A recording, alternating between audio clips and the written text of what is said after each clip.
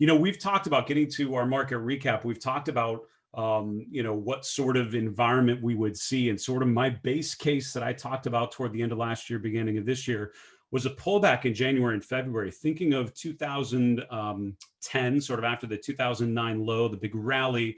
Then 2010 finished the year positive, but it was choppy, and you hit some swing lows along the way. I sort of thought of that as a good analog for what I could see this year, 2021, becoming.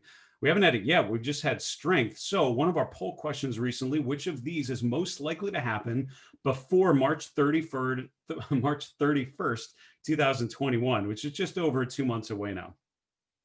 Choice 1, the S&P breaks above 4,200. Choice 2, the S&P breaks below 3,200.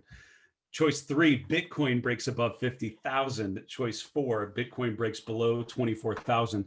I struggled a little bit as I was crafting that question because things that seem ridiculous, objectives that seem completely outlandish for Bitcoin, seem to get reached in a day or two. So I wanted to make sure we moved the goalposts out just a little bit. A lot of, a good spread of responses, but 41% of you, just under half, said the S&P breaking above 4,200. So, sort of the way I would interpret the collective outlook for the group is we see stocks, appreciating the most in terms of stocks' ability to maintain this uptrend that has gotten us to this point.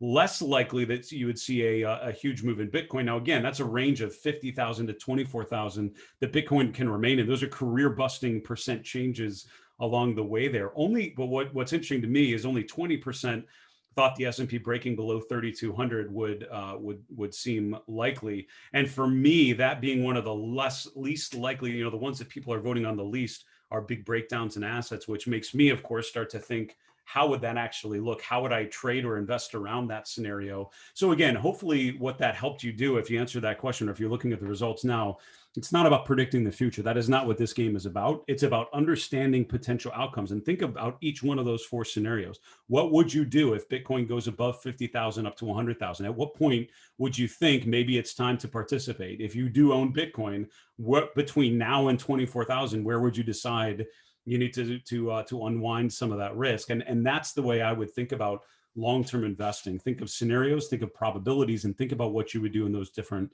potential outcomes. Continuing on here with our wrap the week segment. So the goal here on Friday, as always, is to just look at how the markets have evolved Friday to Friday. So we're going to start with a weekly change here. The labels have tweaked around a little bit because we had some movement going into the close. The S&P selling off a bit. So I'm going to prettify this chart just a touch. That's good enough. And let's look at what has evolved. So overall, the S&P 500 there in black, finishing the week about just over 1% up from last Friday. And these might move around just a little bit as we're, digesting the closing prices, getting all the data lined up, but it's going to be about where it settles in. What outperformed the U.S. Equity market in the form of the S&P? Not much. Emerging markets just above there, about 1.25% up. The Nasdaq led the way higher, up 3.5%. And we're going to see in a little bit the return of the fan mag trade, the Fang Man, the Fang, whatever you would call that group, the MAGA trade. I've heard it called. It just depends on how you want to. What mix of acronyms you want to create, but essentially there's certainly a leaning back into the growth trade, back into the mega cap tech consumer communication services trade. We're going to look at some of those charts that certainly suggest further upside potential there. What underperformed stocks? Are pretty much everything else. Small caps underperformed. They were still up about 0.5%, but not much. Bonds pretty much the same as that, up about 0.4%. That's the TLT that we're looking at. Gold, we're using the GLD. That was up just under 0.4%. The US dollar essentially flat for the week. And then what was the big weakening movement was crude oil, down 2.8%. I did not put Bitcoin. That's actually down here, down probably 10-15%. We'll see how the day actually ended, but overall certainly would have skewed the entire chart to the downside. So I eliminated it from here just for visibility, but that's how things did. So overall, stocks sort of led the way, and the Nasdaq, sort of that big mega cap tech trade, communication services trade, was certainly the winner from last Friday to this Friday. That's a bit of a change of character because up until this week, we've been talking all about financials and energy and industrials and materials and sort of the infrastructure trade, the rise in crude oil, the rise in interest rates. There's a bit of a pause here. And I think the question we're all going to have to answer now is, which market are we going to see going forward? Is it a resumption of this uptrend in financials. If that's what you're thinking, you better be expecting higher rates, because that's what's driving the outperformance of the financial sector. Is a continued up move in crude oil, which would probably be an against the consensus kind of call. I think the general consensus is at some point crude oil seems like you're gonna, it's not able to justify that sort of price. You come off a little bit, that's going to hurt energy stocks. That's what we're seeing this week. My guest yesterday, Sam Burns, was certainly in that latter camp, thinking that that enough is enough. We see sort of a breather in the financials, energy trade, and a reemergence of big tech and consumers. Certainly, we're seeing that so far this week. Let's continue on our discussion using the Mindful Investor Live chart list. As always, as a reminder, if you've not seen this list before, this is a list that I create and maintain. We use it pretty regularly on the show, but absolutely every Friday. If you've not used this before, at the top of StockCharts, go to the articles tab. Up here in the upper right, this will give you all the different blogs on our platform. Sort of the home pages for each expert. Mine is called the Mindful Investor, and at the very top of that, you're going to see a link for the live chart list. Just click on that, and you'll get to this page that we're looking at. So we start with the market trend, and this is driven off of weekly data. For me, models are not an output of the process. I don't use models as a trading system or use them as a way to automate anything. I use them as an input. So I like to have a trend following model that sort of runs in the background. That gives me something, systematic, that tells me the overall bias with which I should be looking at market activity. And what we're seeing, looking at weekly exponential moving averages, and I have it in 3 timeframes: long-term, medium-term, short-term, all positive. And you can see it's based on the difference between these moving averages, the 21 and 34 week exponential averages here at the bottom. The 5-week exponential average is the short-term indicator. All of these are positive. You have the price above all of these upward sloping moving averages. So, all of them have been positive for a stretch here. The long-term model turned positive in June. The medium-term model turned positive in May. It did have a head fake there in October of last year, turned back positive at the beginning of November, and has remained positive since then. That was during this sort of congestion zone there in October, November. The short-term model was negative last in October and turned positive at the end of the month as we bounced off of those moving averages, and has remained positive since then. And again, this is why I use a model like this. There have been a couple times where the markets come off a little bit, and I thought, boy, this could be the beginning of something else. But this is a reminder: until you break that, until you break the 5-week exponential moving average, you can't go any lower than that, right? So I mean, the trend by definition remaining relatively constructive there. Second chart, focusing a little bit more on the daily activity. As we've talked about on the show in recent weeks, I think this trend line, taking the lows from October, which was the end of this sort of, think of the run out of the, the March low. You have the consolidation in April, the move higher into the June peak, and then the subsequent August to September peak. Then you had this 2-month period of consolidation of lower highs, higher lows, and then we broke out to the upside. And that's this green shaded area. I think that's a pretty compelling reversal zone. So if and when we would break trend line support, I'd be looking at 2 things. First, the 50-day moving average, which is currently around 3,700. Second would be this green shaded area, which is a level where the market has some memory. This is where it spent some time before. The resistance level became a support level, and that's where I would look for some additional support right there. So if you think about it, the market could go down another 200, 250 points and still be within the context of a longer term upturn. You think about these pullbacks in September and October, felt severe at the time, but overall you can see it was just sort of the natural trajectory of this uptrend.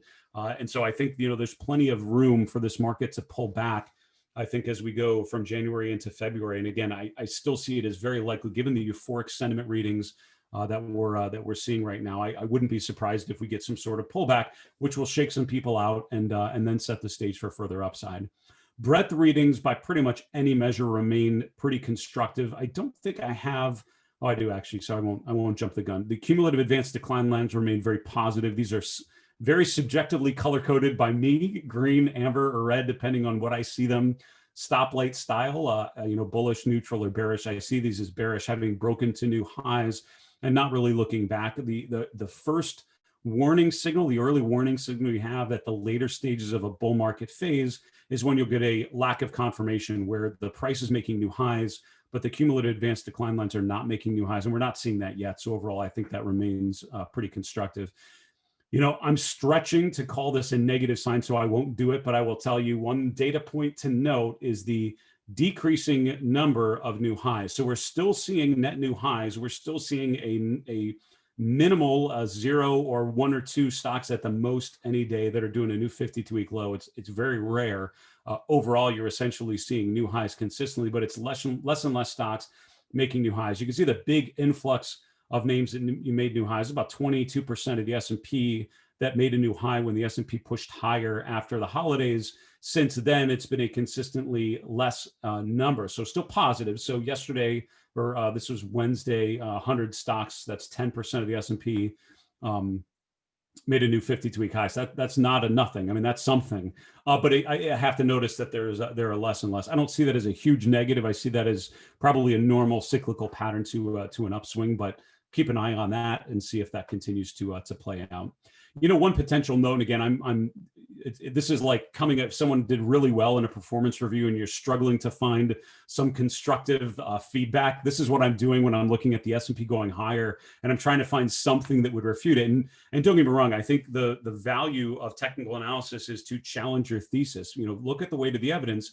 But, you know, I have often enjoyed debating, doing a bull bear debate and having to take the bearish side. Give me the bearish argument on stocks. Why should they go down?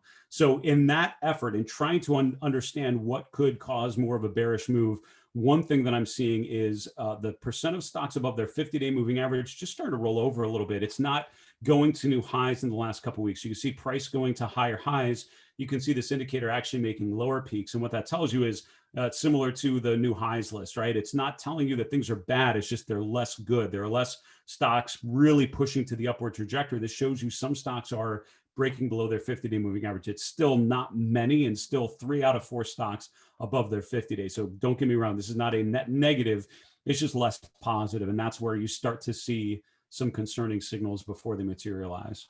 Continuing on, the AAII survey had some issues with their data this week. We've gone back and forth with them. I know a number of my peers have as well. They showed some different numbers and changed them. We haven't gotten an updated value for last week, so we're just assuming a similar level at StockCharts. We'll see. We'll update that, obviously, if we get any further color. But you know, we basically have decreased now. We've net decreased over the last couple of weeks. It looked like we had a spike higher last week. I don't think that was necessarily accurate. So what we're seeing is a decrease in bullish sentiment. It was actually net positive in my opinion, because this tends to be a contrary signal. And if you have a huge upswing in sentiment, that usually means the later stages. The concern is, are we doing something like we did here in 2018? January 2018, the market went higher. The percent of bullish readings went lower, and that was sort of the end of that move as some people started to you know, not believe in the uptrend anymore. Are we seeing that same sort of pattern? That's what I would be looking for. We haven't seen it in price yet, though. I don't have the name exposure index on here, but I'd love to go there very quickly, just because it was a pretty significant swing here.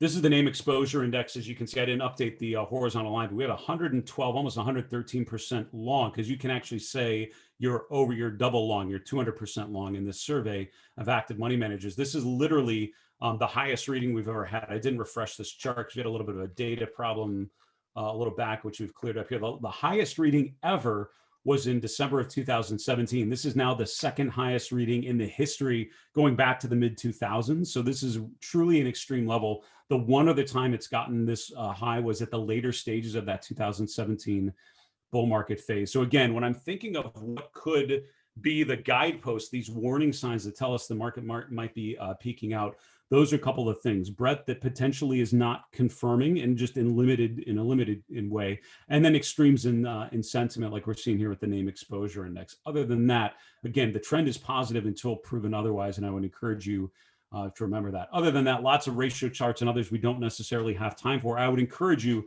to spend some time with the Mindful Investor Live chart list. After this, it gets into a lot of other really good comparison charts to understand the trajectory of stocks versus other asset classes, and also groups versus groups. So check those out.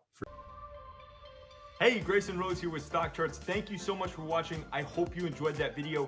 If you did, consider giving it a like down below, maybe leave us a comment, and if you're new to the channel, you can subscribe at the link up above. We're gonna bring you daily content from an incredible collection of technical analysts and financial experts.